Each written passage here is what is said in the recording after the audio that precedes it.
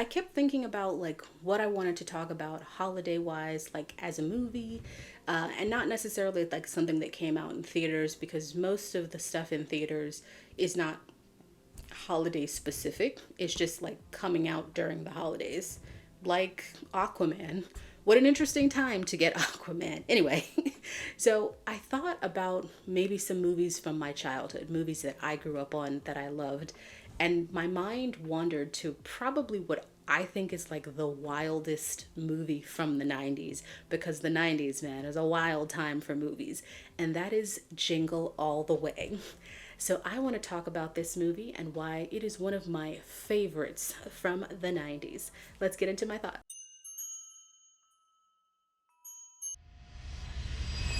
Hello, my name is Diamond, aka Lady Leo. I am a lover of all things nail polish, makeup, TV shows, movies, all sorts of things. My hope is that you find something that you like, come to my channel, and hit the subscribe button because I would love to have you. So this is going to be a kind of like a play-by-play style, like literally going to try and recap the entire movie. I got my notes. I wrote down a lot of notes. So I got all of my notes, and I'll probably try to add in some still images, maybe even fuck with some video. I don't know. I try to stay away from video because copyright seems like it's a nightmare, but maybe I might intercut some of that if I can find it. Anyway, so gonna talk about Jingle All the Way, which came out in 1996, and it stars Sinbad as well as Arnold Schwarzenegger. I think this movie kind of really embodies like the craziness of the 90s. So like I said, this is a play-by-play. Let's talk about Jingle All the Way. So our story picks up with Howard. So he is a very busy and successful. It seems like he's a successful businessman doing stuff. I don't know. But essentially he's making lots of business deals, and he's trying to make it to his son's karate game, which is somehow a few days before Christmas. I mean, would you really have like a karate showcase? I said game, but it's really like a showcase, like a couple days before Christmas? I don't know. But anyway, no telling when the time of day is, but like he's over here making his business deals, and then he's rushing through traffic. Essentially, long story short, he does not make it. The crazy thing is really I think the most crazy thing is like how surprised his family is, because his wife's like, "You said you were going to be there, Howard." But I'm like, you know your husband, Liz. That's his wife's name. You know your husband, ma'am. He's not going to be there. You know this. You know what I'm saying? So like, I guess I just don't know why I'm surprised that his family's like, "Oh my God, you weren't there." Because it seems like it's like every other time or a very regular occurrence that he isn't able to be there as present as he is, because he's a man, he's the provider. So Howard misses it, and Howard goes home to find Ted, played by Phil Hartman. I'm just laughing because every time I think of Phil Hartman, rest his soul, I think of he's the voice of Gigi in Kiki's Delivery Service, like Kiki's Black Cat. And that's all I can think about when I'm watching it. I'm also laughing because I guess he's the dad that all the housewives want. There's a scene in the karate game where he's recording his son, and like the couple of housewives very overtly ask him like some very sexualized question, and Liz, Howard's wife, she gives him the side eye. And me too, because I'm just like, this is the guy you guys are lusting after. When there's Arnold Schwarzenegger here, you know what I mean? It's pretty hilarious.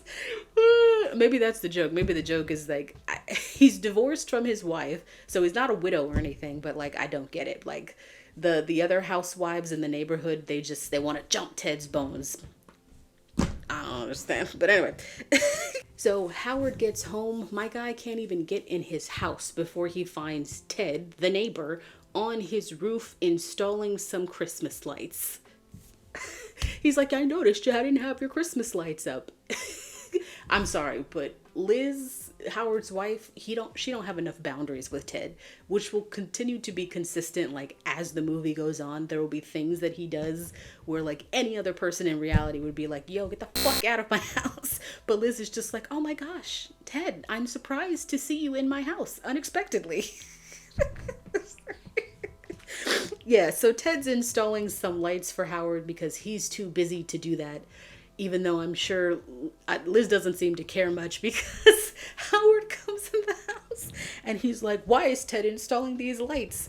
And Liz does not answer the question. She's just like, you missed your son's game. Ma'am, you're not going to answer the question about why a neighbor was installing Christmas lights on our house. Also, I didn't see a ladder, so like I don't really know how he planned on getting down from the roof, but I guess he got down somehow. She doesn't answer him, and he's like, I'm sorry I missed the game, or whatever he says. So, Howard's like, well, I had some business stuff at work. He lives in a very expensive neighborhood. The house looks very expensive. I'm sure everything he's doing is to support the family. But anyway, young kids, they don't really understand that. They don't really care what you do for a living or anything or how their lives appear. Anyway, so he goes to talk to his son, Jamie, and he is met with general disdain and sorry, he's met with general disdain because Jamie's like, you missed my game. I'm sorry, I get so distracted because this seems to be like a regular occurrence where in TV shows or in movies, not just in the 90s, but by today's standards too, that people never take off their shoes in their own frigging houses.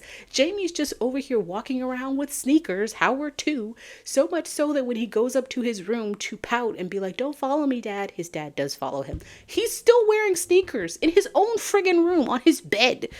I just hate that. Like, in my house, I could never. You know what I mean? In my parents' house, just walking around with sneakers on in your own friggin' house. But everybody does it in these shows and movies. It's very common that nobody takes off shoes in their house. Anyway, essentially, Jamie is upset, rightfully so, because his father missed his game again. And they have a conversation back and forth where he's like, well, you missed these belts. And Dad's like, I was here for this one. And then the dad makes a promise to give him something for Christmas. I mean, presumably, aren't you already buying him gifts? But okay. So he's like, I already sent my letter to Santa. He's like, no, I'll get you something, not Santa. And then Jamie goes into commercial level quality of what he wants as the Turbo Man toy, and he names all the specifications. Oh man, this is so peak 90s because like the commercials, man, they get you. Also, I noticed Jamie's room is very nice, but he's also an only child. So after this tete-a-tete that Howard has with Jamie, and basically Jamie wants a Turbo Man toy, which I feel like you should already know that considering he has this huge mural in his room of Turbo Man. Seems like it's something he's really into. But Howard's like, yeah, Turbo Man toy, I got you. So next scene we have is Howard and his wife basically having a conversation where she's like, you got the toy, didn't you? And he's like, yeah, I got it. First of all, I have so many qualms about this scene because of the context of it. She's asking her unreliable husband if he bought their son something that she knows he wants like so much, and she only told him to buy it a couple weeks ago. It sounds, and later on it will become pretty clear, like this is the hottest toy of the season, right? So like Howard should have bought this months ago, but also if you know that your son wants it, can you not buy it, ma'am? Like, why does he have to buy it? Can you not buy it? You know he's unreliable. Wouldn't this have alleviated the problem if you buy it yourself? Just go to the store, buy it yourself. So she doesn't buy it. She leaves it to her unreliable husband to buy it. And of course, he didn't buy it. And this is where our story really gets started. All right, so he says that he bought it, yeah, whatever, and she's somehow convinced, even though his answer is super suspicious. But she's convinced, they go to sleep, he's terrified because he definitely didn't buy it. Next morning, we cut to Jamie having a typical American breakfast, sugar cereal, and then saying, Howard's like, I gotta leave early. Don't know what time it is, but he's gotta leave so he can go find this toy that he definitely didn't buy. And Jamie's like, you gonna be back for the parade? Sorry. Jamie's like, are you gonna be back for the parade? We always go to the parade. The way he says it almost implies like his dad never comes, but I don't know. They don't go anywhere else with that. So I'm just like, he's like, yeah, I'm gonna be back for the parade. Also, side tangent. In my hometown, the Christmas parade is always like somewhere at the beginning of December, like the first week of December. It is never like a few days before Christmas. So let me know in the comments below. My assumption would be that a lot of towns don't have it like a few days before Christmas because it would probably be a lot to shut down like major sections of the city for a parade 2 days before Christmas. Or wait, is it the day? I think it's the day.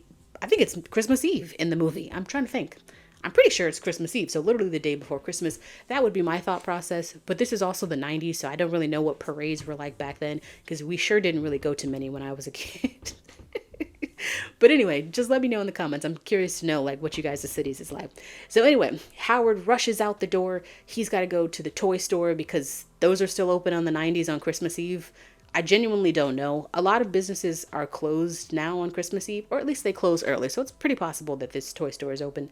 But there is a queue of people waiting here, an obscene amount of people who are last minute shopping too. Does nobody have their shit together in the 90s? Everybody's just out here shopping, presumably for their children or nieces and nephews or something, the day before Christmas. Okay. Wait, sorry. I forgot about something that I have to add in now because I had such a good laugh at this scene. So Howard is getting in his car to go to the toy store to look for, the Turbo Man, and he is again stopped by Ted, who has nothing else to do in his life other than harass Howard. And he has a reindeer with him, a literal reindeer with him. And what ensues is such a wild conversation, and I have so many questions. First of all, where did you get a reindeer from, sir? I'm just having the hardest time believing that you can just go and purchase a reindeer domestically, right? Like I could see you purchasing a reindeer for a business, sort of as a commercial use. Maybe. I don't think you could do that here, but maybe it exists in states where reindeer are a little bit more prevalent. Or maybe he got it from the wild. Either one of those options just don't sound plausible to me. And then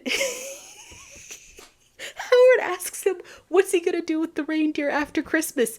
And he's like, well, I saw a group of deer at Lake Winnebago or Winnipeg. No, maybe it's like Winnipeg. Something that started with a W. And he's like, I'm gonna release him there. What? You're just gonna let him go back to the wild? What if you purchased him, wouldn't he be a domesticated animal? So how does he know how to survive in the wild?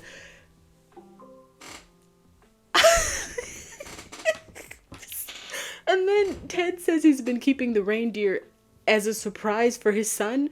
But sir, it is a live animal which you are keeping on your property and your son doesn't see it somehow.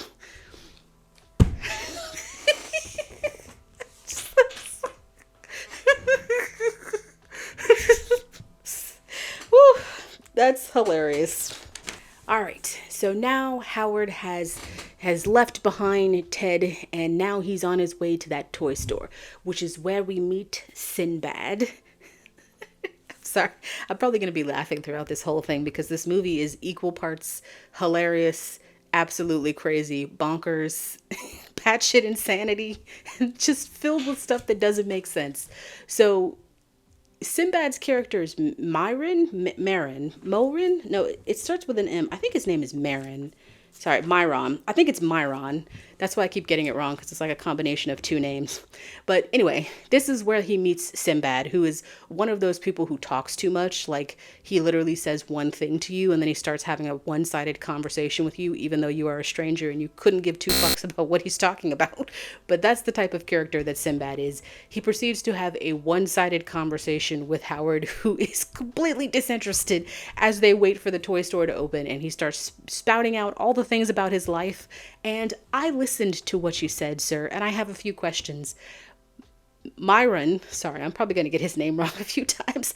He basically says that he was laid off, and I'm assuming he's been laid off from being a postal worker. If that is true, why are you still in your full postal worker outfit? You typically have to give that stuff back when you get laid off, fired, you know what I'm saying? You can't just keep the gear. Not only that, he has a sack with him, which we later on is is filled with mail. My friend, you have to give that back too. So if he was somehow laid off in the morning, he just decided to keep all that stuff with him, which is just wild to me. Anyway, Myron's been through the ringer. His wife left him. His son doesn't believe in him. Sorry, I don't remember everything he said in his speech. Something like that. And he's going through this speech getting he's getting like increasingly louder, so much so that like the people around him are now starting to notice. And during his impassioned speech, he just can't help himself because he's mad at his ex-wife. He just wants to choke her, and he literally does that to a stranger. I'm sorry, violence is not funny, but in the context of this movie in the 90s, I mean, it always is. You know what I'm saying? Like assault and injury to other people at their expense is incredibly comedic in the 90s. Today, I don't know.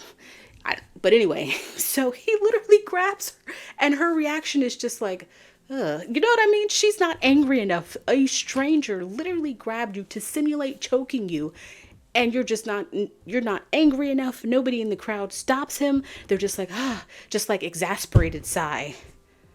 Anyway, it doesn't matter. The toy store opens and all of these people rush in, presumably killing the store worker since they stomp on him. Oh, wait a minute. I guess he managed to live. But, in real life, they would have killed him just so they could get to their toys that they themselves should have purchased ahead of time. But they waited to the last minute because they did. So all of them seem to rush to the one section, which is the Turbo Man section, even though they all know the toy is sold out and nobody wants Booster. And Howard hilariously asks the salesperson, even though he can clearly read and see the sold out sign for Turbo Man, "Do you have any in the back?" As a retail worker, I think we all know when people say, "Do you have any in the back?" Listen, man, we don't have any in the back. If we did, it would be out front, okay? Sold out means sold out. We don't have any extra to spare that we're just hoarding back there. We ain't got none. I just say that because it brings up memories of being in like retail. While Howard is over here running around trying to get this Turbo Man toy that he refuses to accept is sold out, Liz, sorry, I forgot his wife's name for a second. She's in the house baking cookies with Myron's son, who I don't think has a name. Maybe it's Johnny. I don't care. Anyway, not Myron's son, Ted's son, the creepy neighbor. So Ted's son and her son are playing around, and she's baking cookies. And again, Ted seems to be in her house. She seems to be surprised. She's like, "Oh, Ted, here you are." And he's like, "Well, why don't you go upstairs, take a shower, take a nap. I'll finish baking cookies." Sir, this is my house. I don't have to go upstairs and take a shower and take a nap. And that's a weird thing to do with a neighbor in the house. Like, you're not a family friend. At least I don't get the vibe. I mean, I guess to Liz he is. But anyway, so she does that. She goes upstairs to fuck off or whatever. And he's baking cookies. The next scene is coming up, which is just so... So anyway, Ted takes over baking the cookies, and he tells the sons to shut up, typical fashion where your parents like don't want to actually come over there and talk to you, so they just yell, and if the volume gets to the screaming level, they mean it. So then you quiet down. But Howard goes to a payphone because it's the 90s to basically, I guess he wanted to tell his wife that he hadn't found it. I don't know what he wanted to tell her because he doesn't talk to her.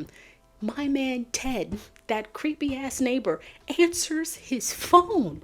He answers the phone like he lives there. And Howard's like, "What are you doing in my house?" "Oh, I'm just helping your wife with some cookies."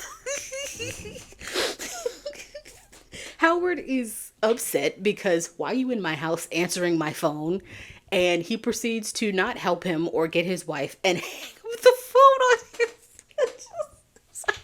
It's not hilarious, but at the same time, it's pretty hilarious. So, and then you have Myron, who is like a teleporter because everywhere that Howard is, he is. So after Howard gets off the phone, not being able to talk to his wife, there's Myron walking down the street, talking to Howard. And essentially he's like, "We should team up." And in my mind, I'm thinking, for what? Like, you haven't been able to find the toy. So like, what's the team up for? He just says we should team up, and Howard's like, no thanks, and keeps moving. And then something they didn't know previously before Myron suggested the team up is like some random person's like, they have some turbo dolls. We should go. He does not say the location or the name of the store that the dolls are at, but seemingly everybody knows because Howard and Myron just happen to end up at this other toy store where they have a few dolls because of course there's a last minute shipment the day before Christmas. And the store is like, we're going to do these balls. We're going to have everybody pull balls to see who will win. What ensues is like 5 to 10 minutes of like absolute insanity, which is so hilarious to think that all of these people are fighting and competing over the chance to win a turbo doll. This is not like, okay, everybody who gets a ball gets a doll. It's just like you pull a ball, you get a chance to pick to win the doll. But it's just straight insanity for like 5 to 10 minutes. Anyway, the long story short, Howard still does not get the doll. So moving along. So I think what happens next is like there's like this side quest where Howard meets a Santa and an elf, and they take him to a factory with a bunch of other people who dress up in the costumes as Santas and elves. And he has a black market turbo toy, which doesn't work, and it's a piece of crap. So that side quest happened. It's not that exciting, which is why I'm mentioning it very briefly. We're moving along to the next thing. So I also keep in mind that like Howard's literally been running around all day. There's no telling when he left his house, but the first toy store didn't open till 9 because the hours were on the window. And he's literally been running around all day. He's gone to a couple different toy stores, and then he's had like major scenes happen in 3, right? So we have the original the original Toy Store, maybe 2. But anyway, I feel like this is like an all day endeavor, right? And it should be nighttime because it's also the winter, and daylight savings means that the sun sets a lot earlier, usually by like 4:30. So it's somehow not nighttime. I actually don't know what time it is, but we've got time for some more hijinks before we get to the finale. Howard has been so busy trying to find this toy and so distracted that he runs out of gas on a bridge, by the way. You know how distracted you have to be to run out of gas? Not only that, nobody helps him. Like, no Samaritans, there's no police. He somehow pushes this car in its entirety to a diner, not a gas station, because getting gas, that's not really important. But anyway, he pushes it to a diner, and in the diner, there's another payphone. Does he use the payphone first? I think he does. Yeah. Well, he doesn't go to a gas station, but to be fair, at least Howard's pretty good at trying to keep his family in the loop, which is good. So he stops at a diner, and there's a payphone there, which he intends to speak to his wife, but she's not in the house, so Jamie picks up the phone. And what ensues is a conversation where Jamie gets upset because essentially he's like, you never keep your promises. And Howard keeps saying to his son, hey, can you get your mom? Can you get your mom? And then basically Howard's like, I'm not coming to this, or whatever he says. And then that's kind of it. The mom doesn't talk to him. She doesn't seem concerned enough that she hasn't seen her husband all day. And like, he just can't get a hold of his wife. Like I said, good for him to actually like keeping his family informed on like where he is. He just hasn't actually been able to get a hold of his wife. So there's that. And here's Myron, because again, he can magically teleport, and anywhere that Howard is, he is. They're in this diner that doesn't seem like it's manned by anybody, having a cup of coffee that I didn't see anybody give them, but okay.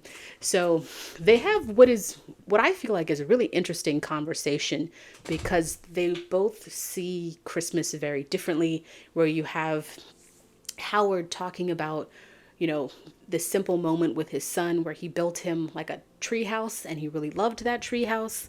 And then you have Myron talking about the commercialism of it and how he wanted his father to buy him a specific thing.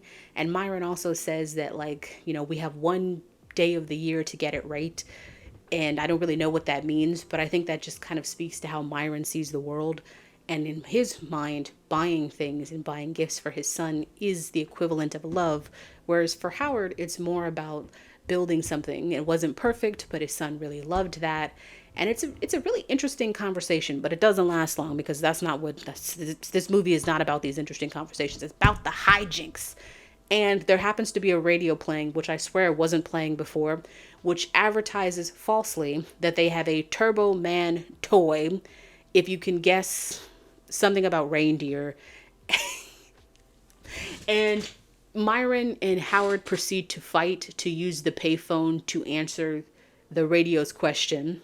They break the phone in the process because there's somebody who is presumably working at this diner who comes out, and he suggests to them, hey, the radio station is down the block. You can run there, because nobody else is going to call into the radio station in the time that it takes both of them to run there. But okay, they both run to the radio station. Nobody else gets on the phone to claim the prize. And the radio station owner, spokesperson, what do you call somebody who's doing a radio station show? I don't know. Anyway, they're like, well, it's not a Turbo Man doll. It's a coupon, which they're both vehemently upset about. I would be too. More violence ensues. Police show up. A bomb goes off in the police officer's face, but it's fine. It doesn't kill them. It's one of those decoration bombs. Doesn't shatter any glass. It's just for dramatic effect. We got to get to the finale, though, because I'm getting kind of tired. So right before Howard gets home, Ted, which again surprised Liz that he is in her house because he is putting up the star on her Christmas tree. And she's like, oh, Ted, what are you doing here? He's like, I noticed you didn't have the star on your Christmas tree. And she's like, well, Howard does that. And Ted says something about, I wish he would spend more time with you on Christmas Eve. And the wife, again, is not concerned enough. This is the second time that this man has popped up in your house unexpectedly. And you're just like, wow, what are you doing here? And she seems to, her expression is like, well, yeah, you're not even concerned about the fact that your husband's been out all day and you haven't even talked to him. And yet this man is in your house. Man, I would have punched Ted. I would have been like, yo, get out my house. Or maybe she leaves the door unlocked. So yeah, there's a lot of door unlocking in this neighborhood. But anyway, so as he's putting that Christmas star on the tree or whatever, Howard comes home, and he comes home via tow truck. His car was somehow vandalized. The doors are missing. What? I have so many questions, but it doesn't matter. The car gets towed away. Howard drops off. He's home. Good. Now, when he sees Ted in his house, he says he sees red. He's just like, oh, this man in my house. But he has this light bulb moment because he remembers, oh, wow, yes, the turbo toy is under his Christmas tree. Ted, just like Liz, does not lock his doors either. He is able to easily enter Ted's house, for which his son is not there. He is somewhere else, and go steal that toy. He steals the toy. He goes outside and he thinks to himself, I can't steal this from a child. And then he has an epiphany, but the reindeer attacks him because reindeer are violent in the 90s. He attacks him, hijinks ensues, chases him through the house. I get distracted because while this is going on, something gets knocked in the fireplace of Ted's house, but my guy has a raging fire going, like a fire in the fireplace, unfucking attended, while he's over there trying to schmooze on Howard's wife. He wants his house to burn down, right? That's what he wants. Who leaves a fire unattended while you're over at somebody else's house? That's just some insanity. So, fuck Ted. Fuck Ted. And then, of course, you have the moment where, Howard is found out by Ted and Liz because I don't really know how far away they live from each other, but I guess they heard all the commotion. And Ted's like, you were trying to steal my son's toy. And Howard's like, well, it's not like that. I mean, it is like that, but I put it back. And then Liz was just like, I'm done. And she storms off or whatever. Okay, next, now we have to go on to the parade. And Liz knows how to cut deep, right? Because she's like, Ted, can you drive us to the parade? Right in Howard's face. And Ted's like, yeah, I can drive you to the parade. So now we're going on to our final act, which still takes about 30 minutes to get through, if I'm being honest. But we're on to the parade. We're getting there to the end of the story. And again, I just want to point out the fact that like Howard has been running around all day. It should be nighttime. And I have no idea when this parade is taking place, but it is still full on bright sunshine. Sun ain't dimming at all outside when the parade's going on. Not only that, this parade is, I mean, it's pretty highbrow. They have different characters. They have like, I saw Sonic and Gumby, you know, all sorts of stuff. This is not your average small town parade. This is some Macy's Day Parade level shit. The floats that they have, the effects, they're like, we're going all out for this parade. So we have some other hijinks which get us to our finale, which it's not important. The important thing is that Howard goes into some place he's not supposed to be. He gets mistaken for the Turbo Man replacement because they critically injured the original guy. So he's the replacement without any verification. They're just like, you're the guy. He does not say yes. And the whole time he's like, no, I'm not. Well, I guess he's just being like, hey, wait on. Doesn't matter though. They retrofit him in the clothes because he's the same size as whoever his replacement is. What happened to his replacement? I wonder if he just came there and was like, what's going on? There's no one here.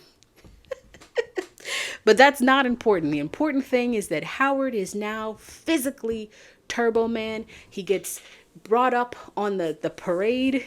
There's someone over here playing the guitar, the electric guitar, by the way, without any kind of amps. So really just playing it in spirit. And Howard's waving to the people because he's Turbo Man. Now, I guess part of Howard's shtick, which he didn't know but somehow knows about, is that he's supposed to give a Turbo Man toy doll away. And very biasly, he chooses his own son to give the Turbo Man toy doll to. So his son comes up on the float and somehow does not recognize his own father, even though he's like 2 feet away from him. Doesn't recognize his own father. And then Myron comes back because he can teleport, and he takes over the villain's costume in pure dramatic fashion. You know, he's like, I'm gonna go out with a bang. So he takes on that costume. Some more hijinks. There's like a fight with real weapons that ensues because they gave this Turbo Man actor real weapons. No joke. He's doing like batarangs from his arm, and I keep thinking those are probably going to kill somebody when they ricochet, because they ricochet off of Demetro. What's his name? Demetri. It's something D ending in O for the villain of Turbo Man. But those things, they look sharp. They probably killed a few people, but you know, at least it was a good show. So anyway, a lot of hijinks ensues. There's a lot of stuff going on in the finale. Basically some flying around because Howard does know how to operate that Turbo Man suit, even though he's never used it before, and learns pretty quickly without injuring himself or anyone else. And he's able to catch Jamie because Myron wants to kill his kid for some reason. They fly around. There's some more flying around. So what happens at the end? Myron goes to jail. I don't know. I think he passed out or something. And Jamie doesn't need the toy anymore. No, sorry. Jamie gives Myron the toy because he got his dad as Turbo Man for Christmas. So this fixes all the issues of the story. His dad not being an absent father, that's gone now. His dad is Turbo Man.